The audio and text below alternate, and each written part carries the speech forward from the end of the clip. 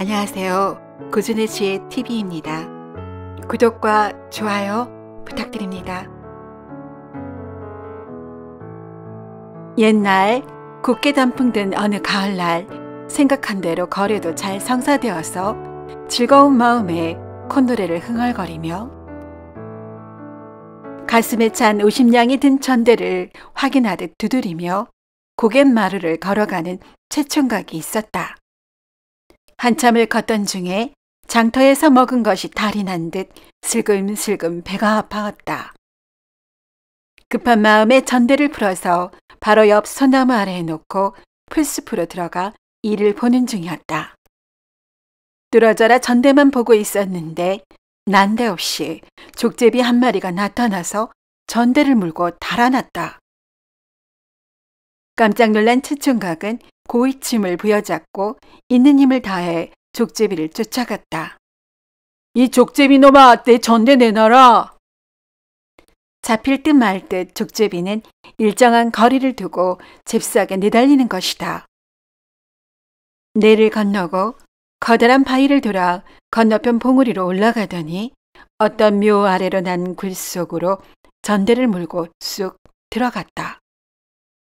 최총각은 그 광경에 허탈해하며 말문이 막혔다. 어찌할 방도를 몰라 묘 주위를 빙빙 돌았다. 때도 입혀지지 않은 새로 만든 묘로 보였는데 누가 묻혔는지 도무지 알 길이 없었다. 아무리 급하기로써니 남의 묘를 함부로 팔 수도 없는 노릇이요. 족제비가 전대를 가지고 나오기를 굴 옆에서 하염없이 기다릴 수도 없는지라 하는 수 없이 마을로 내려가 임자를 찾아보기로 했다. 막상 마을로 내려왔으나 누구에게 묘의 임자를 물어야 하는지도 막막했고 50냥이나 든 전대를 눈앞에서 잃어버리니 속이 탔다. 근처 주막에 들러 탁배기 한 잔이라도 들이켜야 답답한 마음이 가라앉을 듯 했다. 오늘 열린 장에 물건을 내다 팔고 탁배기 한 장 걸치려고 들어선 사람들로 주막 안은 시끌벅적했다. 자리를 잡은 최총각이 주문한 탁배기 한 사발을 들이키려는 순간 주막에서 기르는 개가 뛰쳐오더니 최총각의 옷수매를 물어당기는 바람에 술이 엎질러졌다. 50냥을 잃어버려서 기분도 꿀꿀하던 차에 순간 일어난 분을 참지 못하고 그만 도망가는 개에게 사발을 던졌다. 그런데 이게 웬일인가? 다른 평상에서 한 남자가 아이고 나 죽네 하며 나자빠지는 것이 아닌가. 아플싸 재수없는 놈은 뒤로 자빠져도 코가 깨진다더니 맞으라는 개는 맞지 않고 하필 옆에 앉아있던 사내의 면상에 맞았고 사내는 이내 혼절한 듯했다. 쨍그랑 사발 떨어져 깨지는 소리와 함께 사내의 비명소리가 들리니 일순간 조용해지더니 주모가 놀란 얼굴로 소리치며 달려와 피투성이에 쓰러진 사내를 부둥켜 안으며 소리친다. 아이고 손님네들 멋들하고 계시오. 저 총각이 사람 잡았네. 어서 저자를 붙들어 가나로 데리고 가시오. 근처에 있던 손님들이 총각을 붙잡자 그게 아닙니다. 제 말 좀 들어보시오. 아니 들을 것도 없어. 대체 무슨 원한이 있길래 선량한 사람에게 상해를 입히냐. 당장 가나로 가자 이놈아. 이렇게 주모가 난리를 피우니 손님들이 최총각을 관하로 끌고 간다. 이때 임금의 명을 받고 강원도의 민심을 살피러 다니다 홍천읍의 주막에서 잠시 쉬고 있던 어사 박문수가 이를 지켜보고 있었다.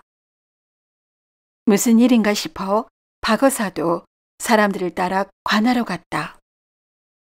동원뜰에 끌어앉은 총각을 사또가 직접 나서서 문초했다. 너는 어디 살면 무슨 연고로 그 사람에게 상해를 입혔느냐? 예, 소인은 깊은 골에 사는 놈입니다요. 제가 그 사람을 상해할 의도가 전혀 없었습니다요. 그저 속상한 마음에 술 한 잔 사서 먹으려고 한 건데 갑자기 걔가 와서 제 옷깃을 물어당겨 술이 엎질러져 분을 참지 못하고 걔에게 사발을 던진 것인데 사람이 맞을 줄 누가 알았겠습니까요? 제발 절 좀 봐주십시오. 이어서 사또가 속상한 일이 무엇인가 묻자 총각이 여차한 사연을 이야기했다. 총각은 자신은 홍천 근처 깊은 골에 사는 최순돌이라는 농군으로 어린 송아지 한 마리를 거의 2년 가까이 정성을 다해 키워 홍천읍 장터에서 50냥에 팔고 집으로 돌아오는 길이었는데 어느 고개에서 소나무 아래 놓아둔 50냥 든 전대를 족제비가 물고 무덤의 굴속으로 들어갔다는 여차한 이야기를 말했다. 이야기를 마친 최총각은 뭔 이런 일이 자기에게 왜 일어났는지 기가 찰 노릇이라며 한숨을 연거푸 내쉬었다. 자초지정을 모두 들은 사또는 최총각을 노려보더니 병력같이 호통을 쳤다. 네 이놈! 어느 안전이라고 허무맹랑한 장강서를 늘어놓는 것이더냐. 여봐라, 이놈을 형틀에 묶고 실토할 때까지 매우 쳐라. 이렇듯 거짓을 일삼는 자는 본때를 보여야 하느니라. 상황이 이러하니 옆에서 이를 지켜보던 배폭 발입의 박어사가 앞으로 나서며 말했다. 사또, 지나가는 과객이 한 말씀 여쭙겠습니다. 저자의 해명이 일면 황당하기는 하나 그 전말을 확인한 연후에 지도권을 내려도 늦지 않으니 전대를 잃어버렸다는 묘를 살펴봄이 어떠하신지요? 사또는 비록 남루한 행색이나 청수한 외모의 선비가 한 말인지라 화를 누그러뜨리고 묘를 찾아보기로 했다. 사또 이하 관속이 촌장을 대동하고 최총각이 이끄는 대로 묘를 찾아 나섰다. 그 뒤를 박어사를 비롯하여 여러 동네 사람들이 호기심에 따라갔다. 삼봉우리를 지나자 과연 최총각의 말대로 외진 곳에 조성된 지 얼마 안 된 묘가 눈앞에 나타났다.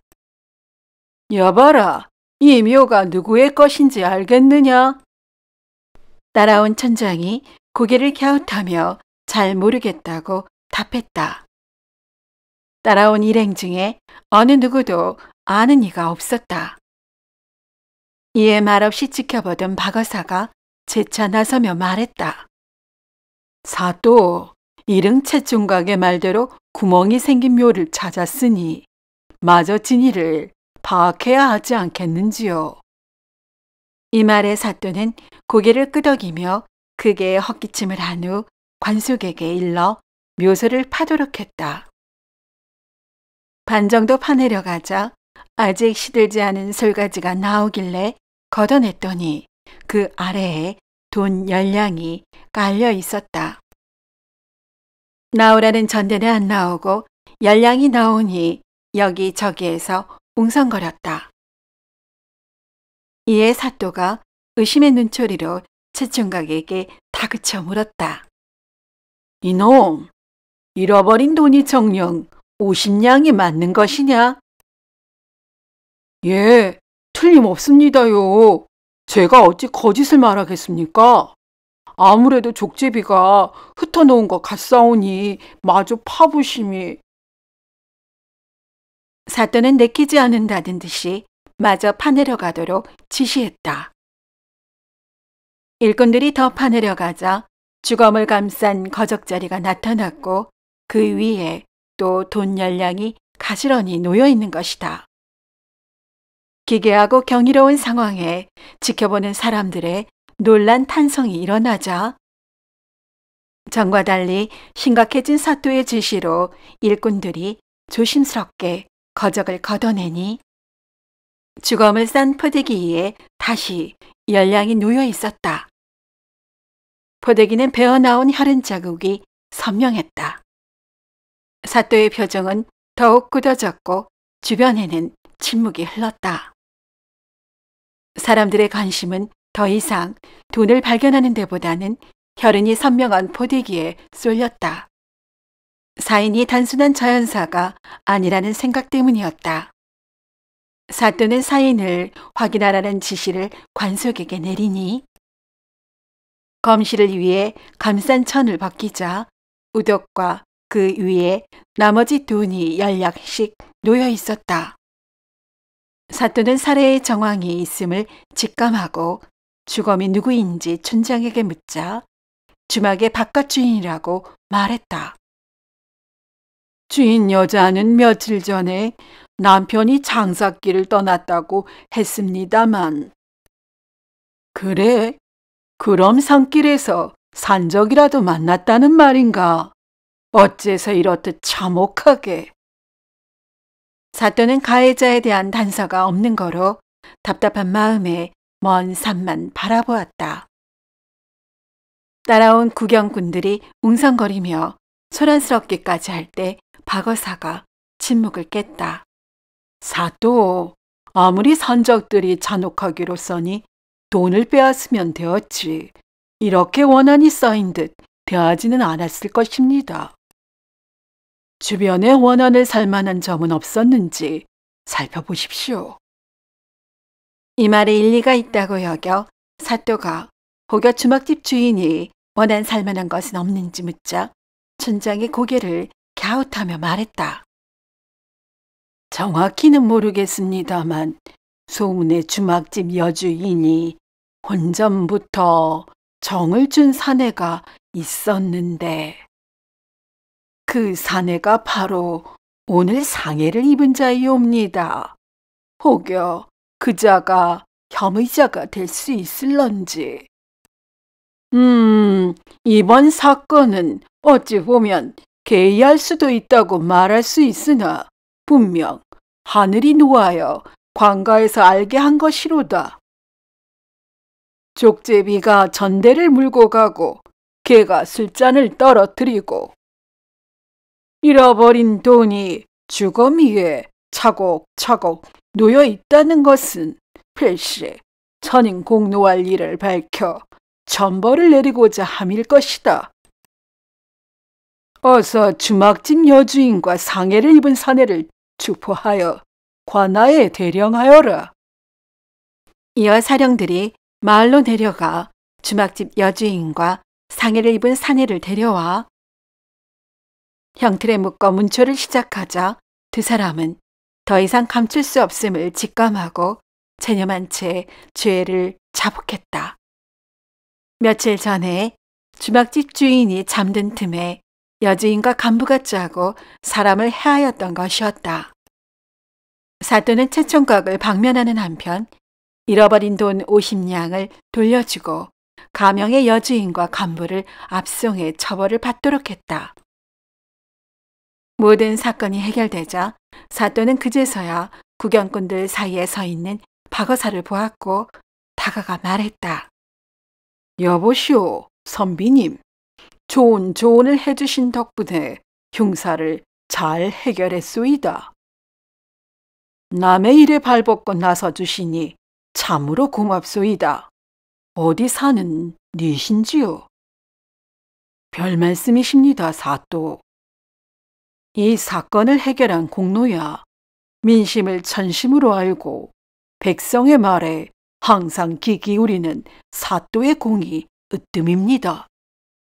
저야 그저 오지랖 넓은 과객으로서 한마디 거둔 것뿐이옵니다. 그럼 이만. 이 한마디를 남기고 표표히 사라지는 박어사의 뒷모습을 바라볼 뿐이었다고 전해진다. 오늘도 이야기를 시청해주신 여러분께 감사드립니다. 재미있는 이야기로 곧 찾아뵙겠습니다.